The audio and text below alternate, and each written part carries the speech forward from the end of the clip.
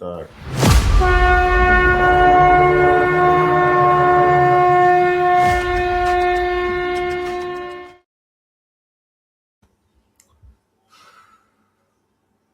भवानी शंकरौ वंदे शुद्धा विश्वासरूपिणौ।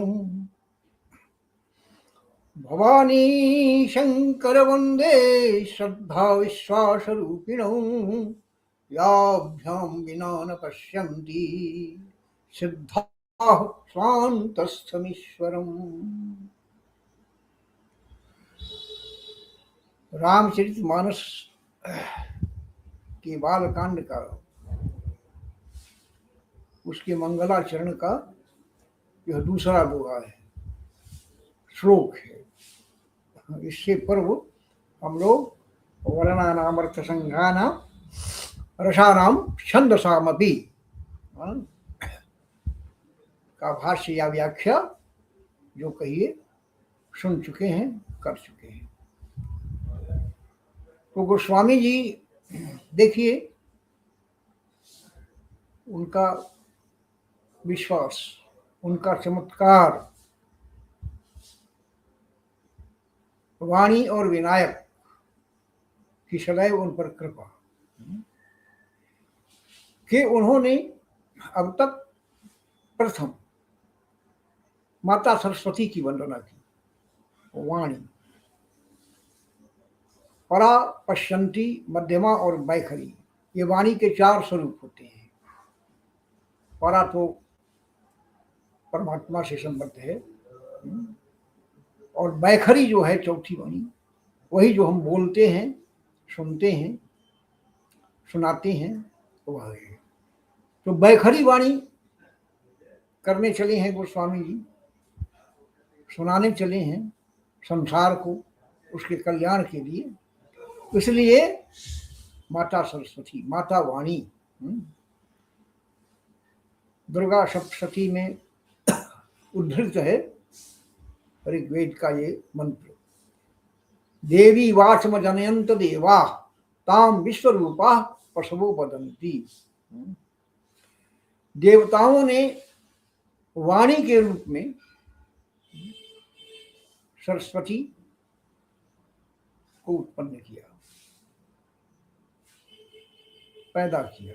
देवी वाचम जनयंत देवा, वाणी देवी की उत्पत्ति देवताओं ने की।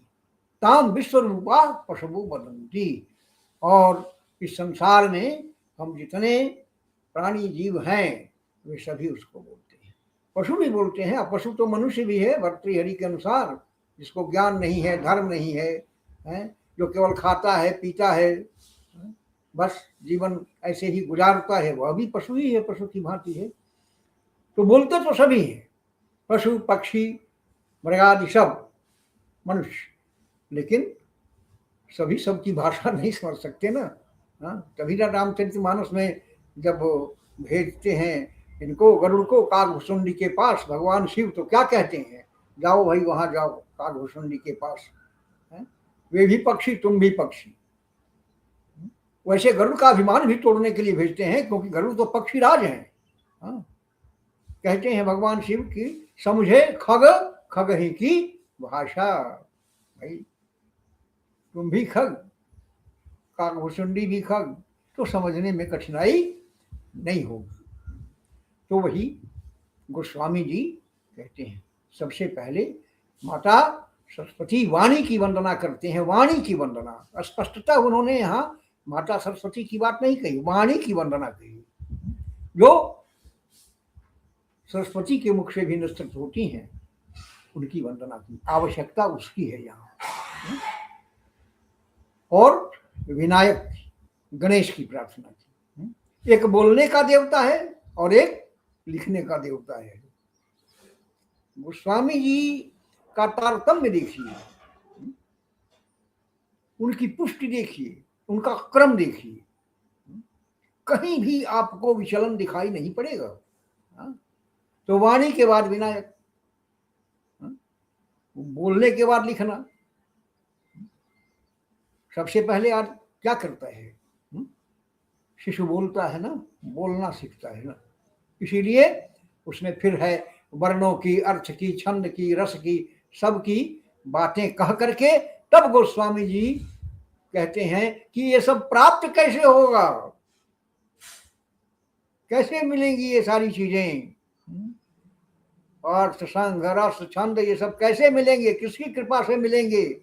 तो भवानी शंकर वंदे श्रद्धा विश्वास रूपिणौ याभ्याम बिना न पश्यन्ति श्रद्धा स्मान तस्मीश्वरम।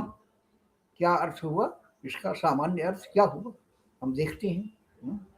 भवानी मैं, तो स्वामी जी कहते हैं मैं माता पार्वती और भगवान शंकर की वंदना करता हूं, जो श्रद्धा और विश्वास के स्वरूप हैं, मूर्तिमान।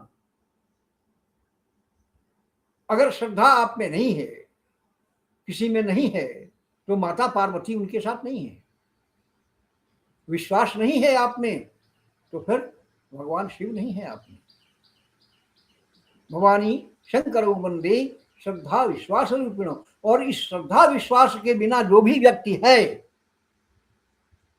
जिसमें यह नहीं है श्रद्धा और विश्वास, वह भले ही सिद्ध हो जाए, आश्चर्य की बात है कि सिद्ध हो जाए, याभ्याम बिना न पश्यन्ति सिद्धा, जो सिद्ध हैं, ज्ञानी हैं,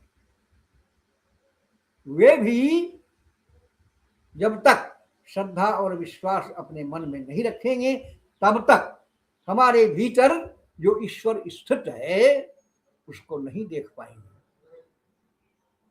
याभ्याम बिना न पश्यन्ति श्रद्धा स्वांतस्थ, भीतर में अंतर्निहित, ईश्वरम, जो ईश्वर हमारे भीतर है, उस ईश्वर के दर्शन उसको नहीं हो सकते जब तक वह माता पार्वती रूपी श्रद्धा और भगवान शिव रूपी विश्वास की शरण नहीं गाता है, उनकी शरण में नहीं जाता है। तो अब हम देखेंगे कि भगवान शिव विश्वास के रूप है और माता पार्वती श्रद्धा का स्वरूप है। तो ये श्रद्धा और विश्वास है क्या, पहचानना तो पड़ेगा। पहचान, जानना, पहचानना और तब उपासना। जानो, पहचानो और तब उपासना करो। बिना जान के, जानने और बिना पहचाने उपासना कैसे होगी। तो श्रद्धा क्या है, क्या है श्रद्धा? आप श्रद्धा की परिभाषा सहज रूप से कर सकते हैं। आप सब में श्रद्धा कहते हैं कि आप में मेरी श्रद्धा है, वो क्या है भाई, वो क्यों है आप जो कहते हैं। श्रद्धा, देखिए गोस्वामी जी वैसे भी श्रद्धा स्त्रीलिंग है और वैसे भी विश्वास पुल्लिंग है। तो माता पार्वती को श्रद्धा स्वरूप में स्थित किया और भगवान शिव को विश्वास के रूप में स्थित किया। सबसे पहले हम किसको पहचानते हैं बताइए। सबसे पहले हमारी पहचान इस सृष्टि में किससे होती है? शिशु जब धरातल पर आता है तो उसकी सर्वप्रथम पहचान माता से होती है। माता किसका स्वरूप है, अब बताइए। ऐसा कोई व्यक्ति नहीं होगा, कोई मनुष्य नहीं होगा जिसकी श्रद्धा अपनी मां के प्रति नहीं हो। गाय है, भैंस है, पशु है, वह भी बाद में वे पशु तो पर उतरते हो, लेकिन जब भी पैदा होते हैं तो मां को पहचानते हैं। सबसे पहली हमारी श्रद्धा मां की होती है। इसलिए क्या कहा गया, मातृदेवो भव। लेकिन इस श्रद्धा का स्वरूप क्या है? ठीक पहचाना तो कि मां है, उसको हम भक्ति भी कर सकते हैं, उसको हम पहचान भी कर सकते हैं। श्रद्धा क्या है? अब देखिए, किसी भी व्यक्ति के प्रति जो आप अपनी श्रद्धा रखते हैं, किसी व्यक्ति के प्रति, माता को छोड़िए, किसी व्यक्ति के प्रति तो श्रद्धा तो आपकी है। आप कहते हैं गुरु के प्रति श्रद्धा है, आप कहते हैं माँ के प्रति श्रद्धा है, पिता के प्रति श्रद्धा है, भाई के प्रति श्रद्धा है, भगवान में श्रद्धा है। क्या है यहां? अभी मैंने कहा भगवान में श्रद्धा है। क्या है? मानो तो देव नहीं तो पत्थर। आप जानते हैं इस बात को ना, कि मानो तो देव नहीं तो पत्थर। जो नास्तिक है, जिसका विश्वास नहीं है परमात्मा में, वो क्या कहेगा? अरे ये पत्थर पूछता है, पत्थर है, उसको वही कहे। इसलिए श्रद्धा जो है उत्पन्न तब होती है किसी व्यक्ति में जब हम उसकी गुणज्ञता, विचक्षणता, बुद्धिमत्ता, अपने से अधिक ज्ञानी, अपने से अधिक श्रेष्ठ, अपने से अधिक बली, क्या भी लीजिए, शक्तिवान, जिसके प्रति हमारा पूजनीय भाव हो जाए और उसकी कल्पना से श्रद्धा दूर से भी हो सकती है। आपके गुरु है वाराणसी में, कोई फर्क नहीं पड़ता। भगवान आकाश में है या अंतरिक्ष में है, कहीं है, फर्क नहीं पड़ता। कोई भी है, कहीं भी है, उसके प्रति श्रद्धा आपकी है। क्यों है? क्योंकि उसको स्मरण करके, माँ का स्मरण वहीं से शुरू करते हैं। फिर यहीं से आइए, माँ का स्मरण जब हम करते हैं, अभी भी 80 वर्ष की अवस्था में, 90 वर्ष की अवस्था में, 60, 65, 10, 20, 25, कभी भी किसी अवस्था में जब माँ का स्मरण होता है तो हम कितने पुलकित होते हैं।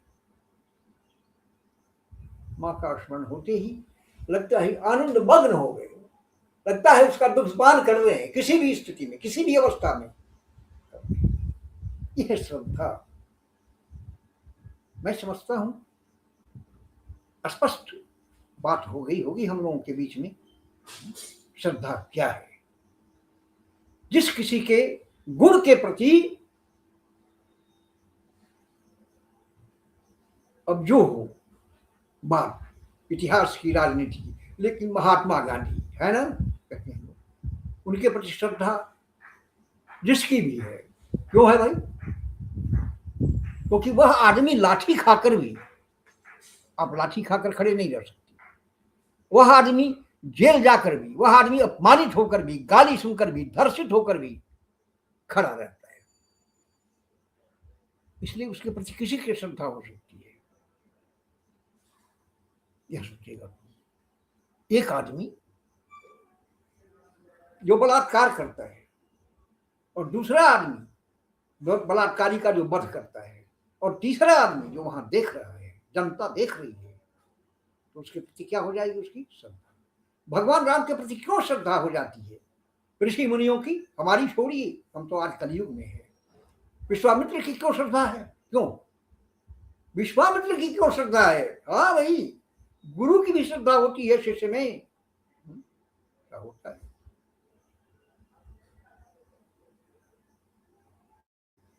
एक भी उस्ताद जिंदा अगर जहां में जान लो, एक भी उस्ताद, शेर, शेर में कहता है शायर, एक भी उस्ताद, एक भी गुरु, एक भी उस्ताद जिंदा अगर जहां में जान लो, है? तब समझ लो क्या कि कयामत दूर से भी दूर है, प्रलय नहीं आ सकता। एक भी सच्चा गुरु अगर इस संसार में है तो प्रलय नहीं आ सकता। और सच्चा गुरु कौन है? जो अपने शिष्य के प्रति भी श्रद्धा रखे, जो अपने शिष्य को भी उसी तरह माने जो वह है। विश्वामित्र का कितना अगाध प्रेम है श्री राम के प्रति। उठहु राम, देखिए श्रद्धा है कि नहीं? उठहु राम, ये तोड़ देगा धनुष को, कोई संदेह नहीं, कोई शंका नहीं। उठहु राम, भंजहु हो चापा, मेटहु ताप जनक परिताप। जल्दी करो, जाओ, उठो। और उनको भी विश्वास है गुरु में, श्री राम को। हाँ? चले, उठते हैं। ठवनी जुआ मृगराज लगाई, चलती है। तोड़ना ही है, गुरु का आदेश हो गया है तो फिर क्या बात है, ये विश्वास है। आते हैं फिर उस पर हम कल आएंगे, लेकिन आज तो हम श्रद्धा पर ही रहेंगे। तो श्रद्धा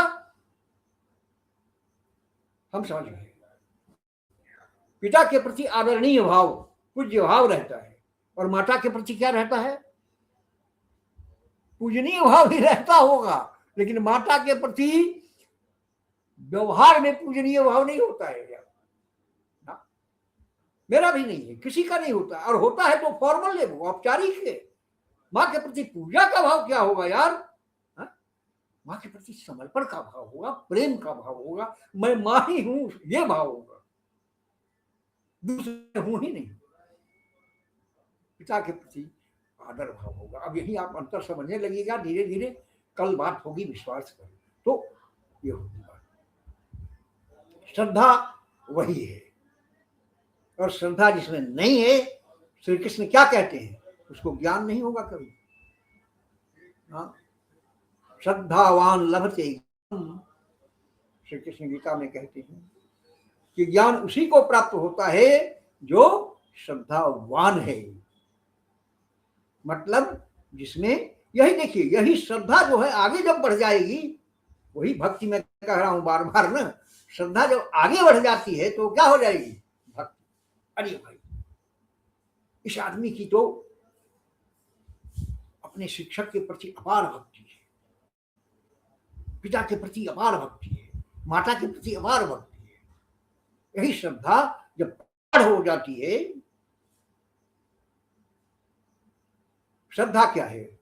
मान लीजिए श्रद्धा दूध है, और दूध को जब मथते हैं और उससे जो नवनीत निकलता है, मक्खन, वो है श्रद्धा, वो है भक्ति। स्वामी विवेकानंद की एक मूर्ख कथा है, आपको आनंद आएगा। एक बार देवर्षि नारद घूमते घूमते मर्त्यलोक में आए, काम ही है उनका घूमना।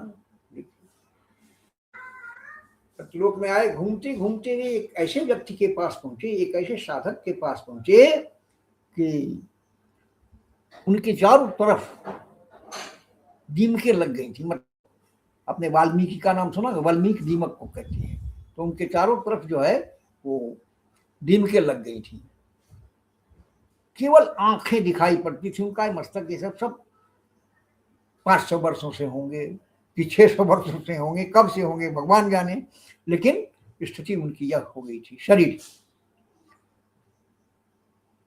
भगवान नारद को बड़ी उत्सुकता हुई कि भाई चलें देखें, ये आदमी तो बड़ा भारी तपस्वी है, इतना ध्यान मग्न है प्रभु के ध्यान में, ये इतना रमा हुआ है कि इसको बोध ही नहीं है शरीर का। चलो पूछते हैं। नारद गए उस व्यक्ति के पास, नमस्कार, दंडवत हुआ। भगवान नारद ने उनको प्रणाम किया और कहा कि भाई, अरे आप तो भयंकर सिद्ध हैं, आपको तो भगवान के दर्शन हो गए होंगे। बेचारे बहुत रूढ़े स्वर में बोले, क्या बात करते हैं देवर्षि, कहाँ दर्शन हो गया, मैं पता नहीं। अरे मैं जो करता हूं वो तो भगवान को ही पता होगा। भगवान कहते हैं कि हाँ अवश्य, भक्त करता है तो भगवान को पता रहता है, भक्त की बराबर चिंता उनको रहती है। तो देखिए ना, लेकिन मैं 500 वर्षों से तपस्यारत हूँ, 500 वर्षों से, 500 वर्ष, हाँ जी, लेकिन उनके दर्शन अभी तक नहीं हुए। आप कहते हैं कि वो चिंता करते हैं भक्त की, क्या चिंता करते हैं? यही चिंता करते हैं, देख रहे हैं ना मेरी स्थिति, देखिए कि मैं क्या हो गया हूं। उनका नाम लेते लेते रटते रटते मैं मिट्टी हो गया हूं और लगता है कि मिट्टी में ही मिल जाऊंगा, लेकिन उनके दर्शन नहीं होंगे। आप एक काम कीजिए मेरे लिए देवर्षि। कहा कि अवश्य करूंगा, बोलिए। आप जब अब जाइए भगवान के पास तो उनसे पूछिए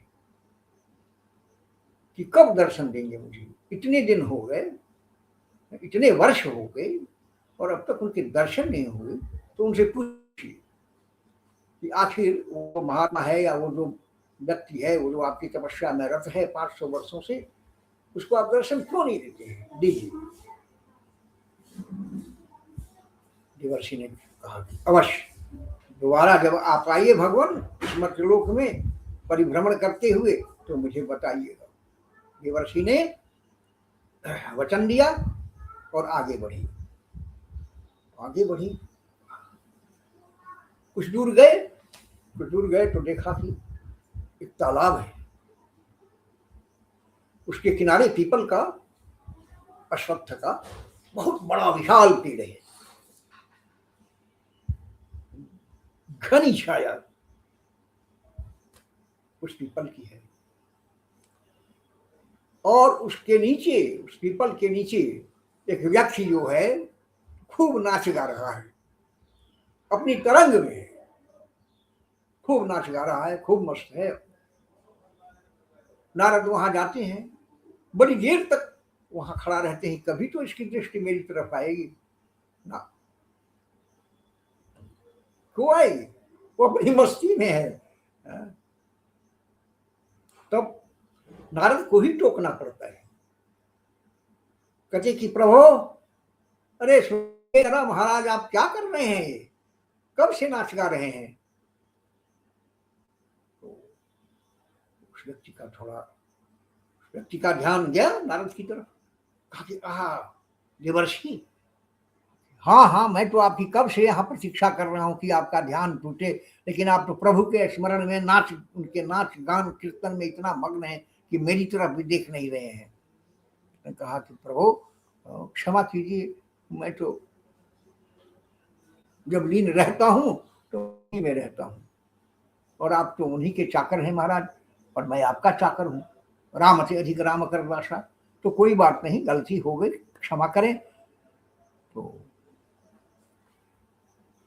भगवान नारद ने पूछा कि आप जो ये कर रहे हैं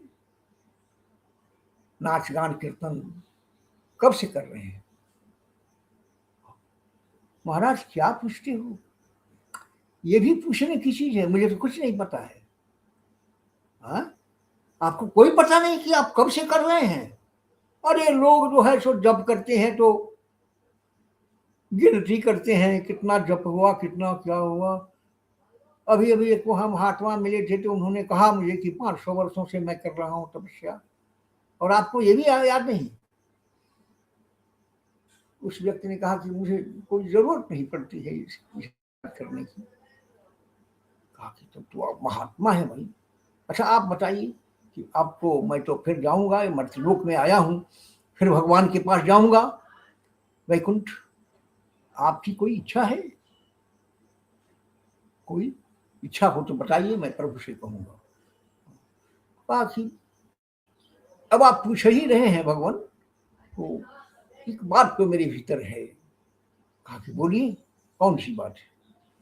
तो यही इच्छा है कि भगवान दर्शन देते, कभी उनको देखता तो उनकी बड़ी कृपा होती। देवर्षि ने कहा कि अवश्य मैं संवाद ले जाऊंगा, प्रभु को ये संवाद दूंगा। नारद घूमते घूमते फिर अपना चले गए, विष्णुलोक गए, भगवान के पास गए और पूछा भगवान ने कि नारद हो गया मर्त्यलोक का परिभ्रमण। तो हाँ प्रभु, हो गया, और बड़ी अच्छी चीजें मैंने इस बार देखी है। क्या देखा बताइए। कहा कि भगवान आप बड़े निष्ठुर हैं। कहा कि लो, ये तो यही हुआ कि बिना फरियाद के भाई जो है दोषारोपण कर रहे हो तुम, ये क्या बात हुई। तो नहीं भगवान आप बहुत निष्ठुर हैं।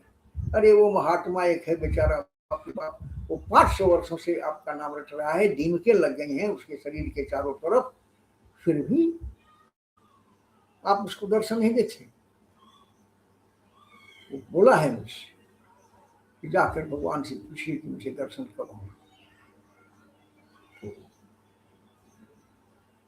आप मुझे बता दें, क्योंकि मैं फिर दोबारा तो पूछेगा, मैंने वचन दिया है उसको।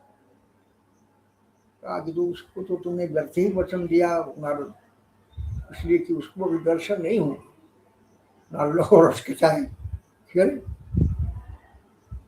महाराज क्या कहे, 500 वर्षों से वो अब कहता है कि मिट्टी में मिल जाऊंगा। भगवान विष्णु मिल जाए, उससे मुझे क्या मतलब है भाई, नहीं क्यों उनको उसको दर्शन दूं। अगर तुम्हें पूछना ही है, वचन दे ही दिया है आपने, तो गाइएगा तो कहिएगा कि अभी उसको कम से कम 500 वर्ष और लगेंगे। नारद खतप्रभ हो गए कि बताइए, बेचारा 500 वर्षों से कर रहा है और 500 वर्ष और लगेंगे। खैर उन्होंने कि एक और महात्मा मुझे मिला, कैसा वो बल बताइए। तो उसने भी यही प्रश्न पूछा भगवान से।